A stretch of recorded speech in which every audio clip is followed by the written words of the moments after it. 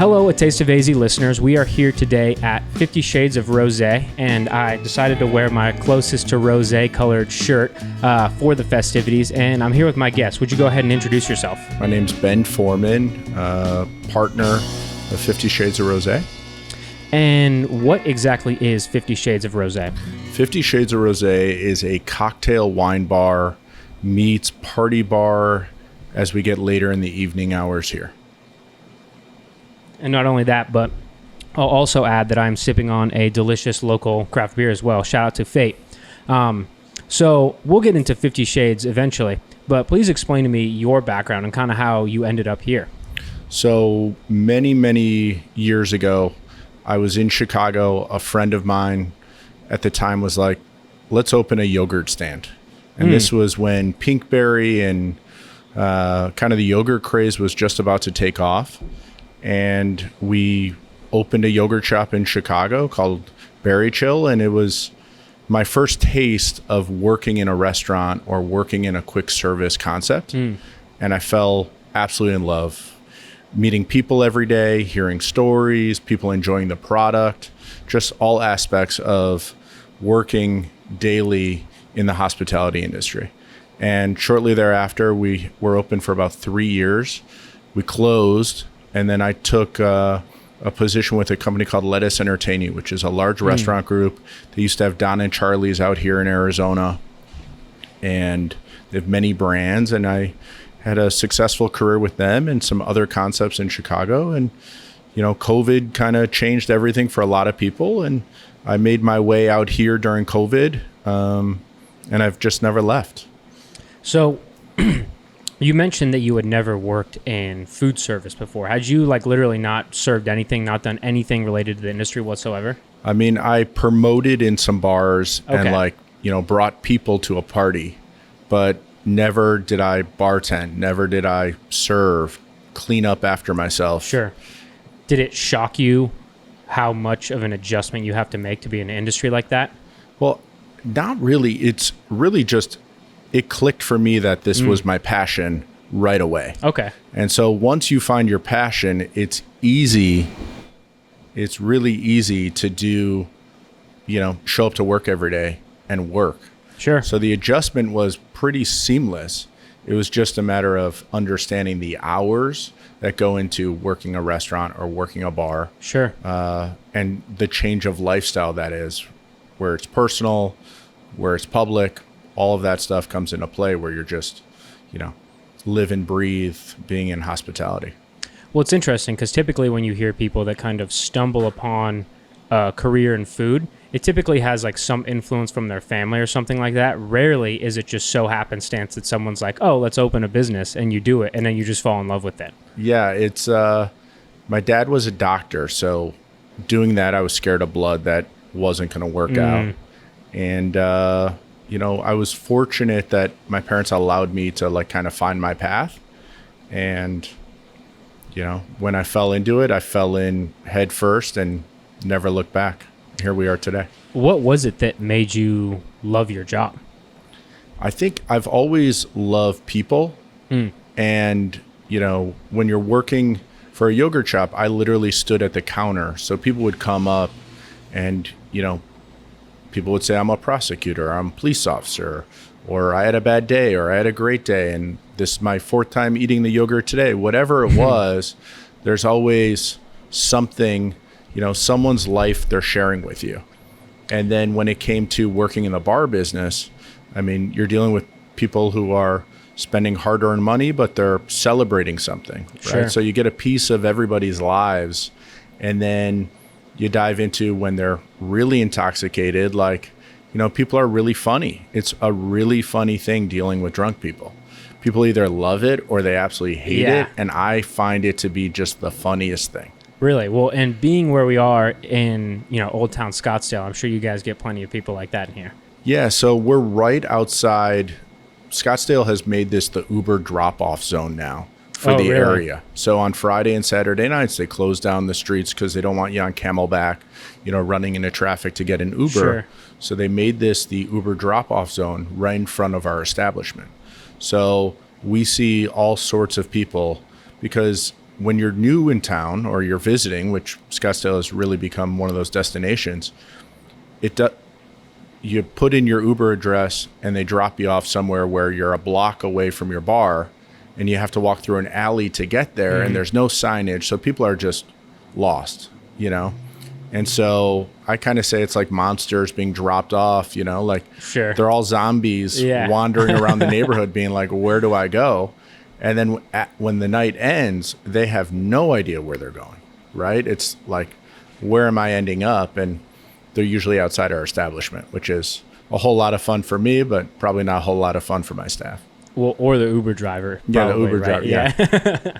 Shout out to all the Uber drivers out there that have driven any number of us home after a few too many drinks. Yeah, shout out Uber drivers that have to deal with me when when you're trying to kick people out and whatnot. Yeah, So you had mentioned that you're not from Scottsdale or from Arizona, but you'd been to the area a little bit before. Were you super familiar with Old Town before you came here to live? Yeah, I mean, I've been going to those bars for many years. Every time I would come to Arizona, I'd stop at Dakota or Bottle Blonde or Riot House, El Jefe.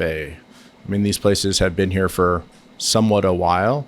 But I also remember when this place was Smashbox in the building that we're sitting in. So I've seen it come and go, but I've never, this side of the block is kind of the changing block of the neighborhood. We have Kala down the street, which is in the new hotel. You have Hot Chick and Boondocks, which have become busier bars in this neighborhood. So the neighborhood's changing and the landscape's changing, and we're just happy to be a part of it. Well, and Old Town in general has so much cool stuff going on. You've got, of course, tons of coffee shops, tons of bars like this. Kind of in this little neck of Old Town, it's definitely a little bit more rowdy bar focused. There's some of that closer to like the south side of what you might call Old Town. But you've even got Goldwater Brewing Co. You've got pizza spots. How do you feel about everything that's going on down here? Is it exciting for you as a business owner to be here with so much new stuff happening, tons of new apartments popping up as well?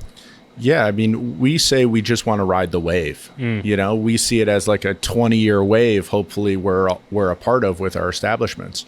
And so as you see, the hotel went up. We know more hotels are coming. We hear of these restaurants from out of town that are coming. But locally, there's a scene, and the scene's like becoming something. It's not so much about the craziness, which is just to the east of us, which is great for a Friday, Saturday night.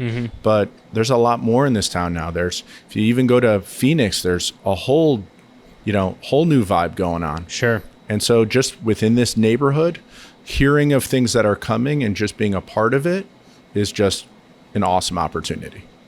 So you come to Arizona from Chicago in the middle of COVID. What kind of pushed you here? I know we talked about it a little bit before the podcast, but why did you choose Arizona? So I've been coming here since about 2006. My parents spent some time here. So every time I would come here, it's warmer than it is in Chicago, especially during the wintertime.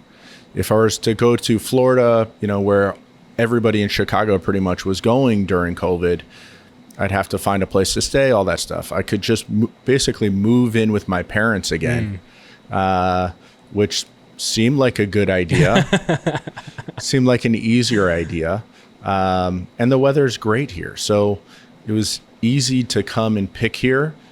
And then once you're here, because I've never actually lived here, I've always visited for like 3 days or a week or 2 weeks. And once you get into life here and you have friends and you're going to dinner and you're meeting new people, I'd say that's the greatest thing about the move, has been meeting new people again for the first time in many years. Because in Chicago, I felt like I knew a lot of people. And here, I don't know anyone. So it's like starting new, and it's exciting. Absolutely. Well, and to do that on top of running a business as well. I mean, a business like this, you kind of are forced to meet new people. Would you say so? Yeah. I mean, meeting the neighbors, meeting the community, meeting, just people coming from out of town. Meeting Ubers that you're getting people into. Well, it's all marketing. And so every night that I would go out prior to this place being open, it's important that you're nice to the staffs and you talk to managers and you talk to people about what you're doing. And if you market yourself and you market your bar and you're good to people, that's what we're all about. So this is kind of one of those bars that are around Old Town that kind of have a few different evolutions throughout the day and throughout the week. Starting with kind of, the more cocktail and the wine focus side of things. Talk a little bit about your philosophy of the drinks that are on your guys' menu, because they don't seem like just simple drinks, even though they might be fun and playful. It seems like there's some real thought that goes into them. Yeah, so we partnered with some mixologists around town that were able to create some great cocktails for us. And then along the way, Justin, my partner, and I have, done some things on our own that we thought would be fun and playful for here. But at the end of the day, people want a good tasting cocktail that is, price effective, that, meets their needs. And so we've created some of these, like we have a strawberry Southside that has gummy bears. It's fun and playful. A fun drink is our Arizona iced tea with Deep Eddy lemon, and we just cut off the top so it's a smooth top. And we have other can programs. We do an Aperol Spritz in a can. Oh, really? Yeah, so we're just doing things that are a little more playful because we don't want to be so serious. This neighborhood, during the day, we feel like, people will come for a happy hour, have a glass of wine, have a beer, maybe have a cocktail. But as the evening switches, we want people still to drink cocktails. We don't want them to just drinking vodka sodas. Vodka sodas are great, but we want not as fun as these are. Yeah, not as fun, but we want people to have a certain palate when they're coming in here, and it's sweet and fun and playful, and not take yourself too serious. Well, and to step away from the drink descriptions a little bit, that's exactly how I would kind of describe this place: is sweet and fun and playful. You've got this cool piano back here with the flower wall. You've got the neon over the bar. You've got the cool kind of bathroom hallway. Talk a little bit through in more detail some of the items and what kind of look you were going for when you set this place up. So we wanted it to really have a feminine tone when you came in here. You walk through the door and you see little over 10,000 flowers. Wow. We worked with this company that put in all these flowers, and then we came up with this, there's a sign above the piano that says "Life in Pink" in French, part of an old French song that everyone, when we were doing this, loved. And then we have this green piano that we literally went and got in Mesa and refurbished it. Oh, and really? Stuck our logo on, and it plays. I mean, people come in here and they sit down and play. It's kind of playful and fun. And then, we have some big TVs in here as well that if, you want to watch a sports game, we have that too. But something that's gone really popular is our bathroom. Our bathroom, you walk in the bathroom. You don't hear that every day either, huh? Yeah, it's not. And it's funny because Scottsdale is known for these like co-ed bathrooms, which are really strange and weird to me. And I think most people who come here are like, where's the guy's bathroom or where's the girl's bathroom? Because there's people in there and they don't understand, which is funny to me as well.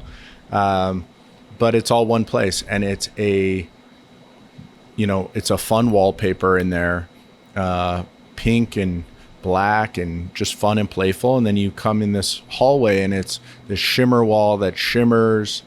And then we have a neon sign on our mirror. And so it's just a playful place that people have, gravitated towards. And then if you just walk into our bar, you just have this big white square bar with a marble top and seat for 20, and it's just a big bar. And we wanted a place that was like, comfortable enough for you to have a drink and drink a bottle of wine and not feel like it's, the craziness that may happen around this town. A block away, yeah. A block away. So circling back to your cocktails a little bit, these are just two of your offerings that we have here for the video watchers. What other cocktails do you have that are kind of popular like these ones are? So we have an old fashioned, which is basically a house recipe. Okay. And we add maple syrup to it and some Scotch syrup, and we let it sit over time. We have a can called the Happy Camper, which is based out of a concept out of Chicago and Denver. It's a pizza place, and they had created these cans with a Stiegel Radler, and add some Deep Eddy vodka to it, and you have a great cocktail, right? And then we have something called our Tijuana Mama, which is our spicy watermelon margarita. That sounds delicious. And that is delicious. Yeah. You get a fresh piece of watermelon with it and some pineapple, some chamoy, and it's just a great tasting spicy cocktail. And then, we have a nice wine program, a nice rosé wine program that, you can get your California wines or you can get your French wines. And so those are popular as well. And then we have some stuff on tap. We have a sangria on tap, which is like a peach rosé sangria. Oh, really? Super tasty. And then we also have our espresso martini, which is popular in Scottsdale, but the way we do it is way different. We use rum in our espresso martini. So it gives like a nice, is that me? We have a phone call incoming. Is that me? I'm sorry. No worries. Yeah. You were talking about your espresso martini with rum. Yeah, so our espresso martini is with a pineapple rum, and it's a nitro right out of our keg cooler, and it's super great. I mean, it's one of those things where everybody in this town likes a Bailey's espresso martini or a vodka or a tequila espresso martini from all the places they go to, but here it's one of those. I'm not sure I'm going to try it, but it's super delicious. Is it a white rum or an aged rum? It's a pineapple white rum. Okay, interesting. Because I was going to say, like an aged rum would have kind of that caramely character that I think would go really nice with the martini as well. I'm surprised I've not come across something like that before. Yeah, so we originally had a aged pineapple rum for it, and just with everything else, supply chain stuff, slowed it down, and you make adjustments on the fly, and you still create great products by changing things. I'm sure the white rum is delicious nonetheless, but I'm putting that away in my brain to try that sometime because it sounds terrific. So you guys don't do food here, right? So we will be launching food. We'll be launching a brunch. We're waiting for the time is right. We know that, Scottsdale in the next 2 to 3 weeks will start changing quite a bit as a lot of snowbirds and just people who have been traveling for the year start coming back to town. And that's when we plan to launch a brunch on Saturdays and Sundays, and then we'll roll out a bar menu during the week as well. I think brunch may be my favorite meal personally. Yeah, I'm more of a brunch into dinner type. Okay. I got to figure out what that lingo is, like a late brunch. Late brunch? Yeah, because I don't wake up till, mid-afternoon anyway. Sure. So that's when I'm trying to eat. Do you have any teasers of just maybe even we'll call them ideas that you might have on the brunch menu that might be a little special? Yeah, so what we're doing with our brunch menu is it's going to be like a per person type price. And you'll get to pick your entree. Each person having brunch will be able to pick their entree, and then everyone gets sides. And so we're kind of doing this family style thing to create more of a brunch style party here. Okay. We're a small space, so we have probably about 60 to 70 seats. So each seating will be meant to throw the best kind of party we can while having brunch. And so are you planning on doing food other than brunch as well? We are. We're going to roll out a bar menu, so some elevated bar food items. We also have we have a window that will be feeding all the Ubers and late night window, which we'll be launching as well, which will be chicken tenders and French fries. Okay. That's like the perfect thing to eat after a long night of drinking and having a little too much fun. Absolutely. French fries are great, but chicken tenders are a little better. And then it's about the sauces. And then it's about how you're going to carry it into your Uber while you're, carrying your phone and carrying your shoes and walking around barefoot and, So you mentioned your wine program, but we didn't really dig into it much. Is all of your wine program rosé based, or does it span beyond that as well? Yeah, so we have some white wines and some red wines as well. We have some stuff on tap as well. So of our rosés, we have 15 rosés on the menu. We have a Sauvignon Blanc on tap. We have a rosé on tap.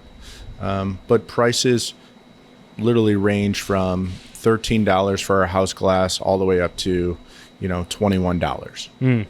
So the bulk of our items are all a $15 glass, and we encourage you to buy a bottle because we've discounted it heavily to move some volume. And you have, I think you've got, some popular brands that people will be aware of, but do you have anything that might be a little unique on your guys' menu that people can look at as well? Yeah, so we have a Sand Reckoner, which is an Arizona wine. And most people have no idea that Arizona even has wine. Yeah, absolutely. And so that's a fun thing to try. But then we also have like the namestays of like Vanderpump, which is very popular amongst bachelorette parties traveling. You have your Whispering Angel. And then we have some high notes of Whispering Angels, the Garrus, and some different marks of them. We have the Pale, which is kind of a tough rosé to come by, which is from the Whispering Angel house. But for the most part, all the wines are meant to be somewhat notable. Sure. Do you have a specific drink that you particularly gravitate on your guys' menu? We have a cotton candy cocktail. I mean, Really? we have a cotton candy machine, which is just the greatest thing ever. Besides the cleanup, it's the greatest thing. And we get to play with the flavors of the cotton candy. But the one thing that's great is we add triple sec and we add some rosé to it. And it's a great cocktail. And that's every time I make that for anyone or even myself, it's always, what is that? What is that? What is that? And it's just a fun, playful cocktail. And it's sweet. And that's what I like to drink here. What is your process for coming up with these cocktails? Well, we do a little research. We talk to our staff, see what's fun, and then we look to see what else is out there, right? I don't necessarily want to, if I'm going to copy something, I'm going to give full ode and credit to the place that I'm going to copy. But for the most part, it's what can be fun, playful, what is, we're finding out that people really enjoy tequila here in this town. We're moving a lot more tequila than we are vodka. So Me being one of them. Yeah, it's kind of crazy. And so we're looking on our next menu for the fall that a lot of things are going to be a little more tequila based or whiskey based, and change the sangria to maybe like apple tones and things getting ready for the fall season and winter season. So we spend a little time, but the best part of making cocktails is drinking cocktails. Sure. And we have a lot of fun doing that. So I'm curious, is there a big difference that you've noticed from, say, Chicago to here in terms of the palates of people? Because you mentioned people here like drinking tequila. Is that something you've seen elsewhere? Yeah, I think the whole tequila craze has gone, you see it in Chicago and you see it everywhere. I just never thought that someone ordering a vodka soda would be overtaken by shots of tequila or like tequila soda. I just never thought that would happen. And out here, it's tequila, tequila, tequila. It's Casamigos, it's Cali Rosé, it's 818. Like you have all these brands that, people love. And then you have the high marks like Clase Azul in 1942. And it's, spending $35 on a shot of tequila is, sometimes crazy. My go-to drink right now is like some Reposado in a mule, replacing the vodka. And I think that is like just the perfect combination. It's interesting because I think that there's a place for vodka in drinks and whatnot. But for me personally, I would never choose vodka over a tequila that's going to add, another flavor component instead of just be devoid of flavor is kind of what most vodkas are. Yeah, I would say towards the later part of like 2019, 2020, I was drinking like añejo or reposado old fashions. Like that was my jam, and then the only problem is when you start, you go out and you meet other people and they want to buy you a shot and you're mixing and moving and shaking. It's just, how you wake up. Yeah, exactly. Right. Well, and, vodka drinks, I don't know, it gives me kind of a different buzz than other alcohols as well. Maybe I just haven't had many good vodkas over the years, and I haven't drank vodka in years, so who knows? Yeah, we actually, it's funny, this Strawberry Southside is a gin cocktail, and everyone's like, I don't want a gin cocktail. Like, I don't drink gin. And then we give them this, and they're like, I'll take another. Yeah. And it's just one of those things where, like, a lot of people have no idea. When you were young, you were like, I'll get a, gin and soda, but you had no idea what you were really drinking. Sure. Right.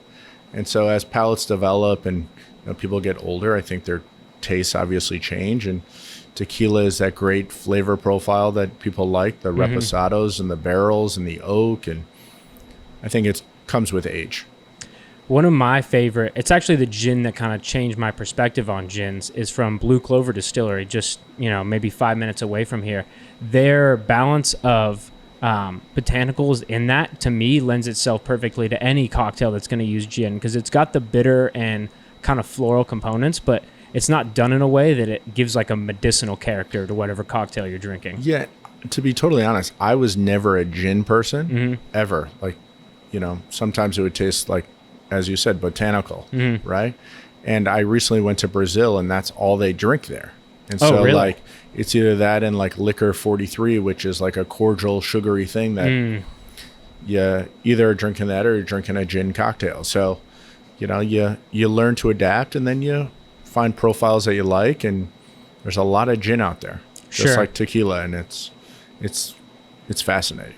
Well, and like even with tequila, for me, I am much more of an aged tequila guy than I am an unaged tequila guy.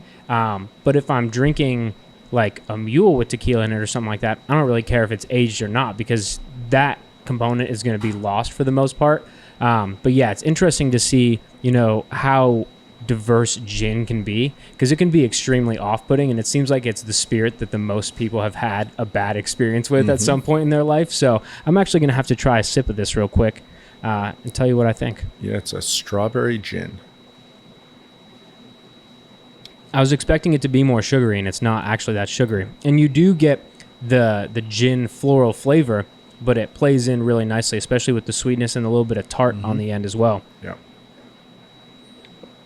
And then the best part of it is you get some gummy bears. Exactly, right? I'd say most people ask for more gummy bears. Oh, really? We've gone through about over 100 pounds of gummy bears since we've opened. I'm just imagining like what that would look like in one of those giant gummy bears. It's like the size of a small child or something like that. Yeah, it's like DuckTales, like this whole place is filled up with gummy bears. Yeah, exactly. Diving around in them. Yeah.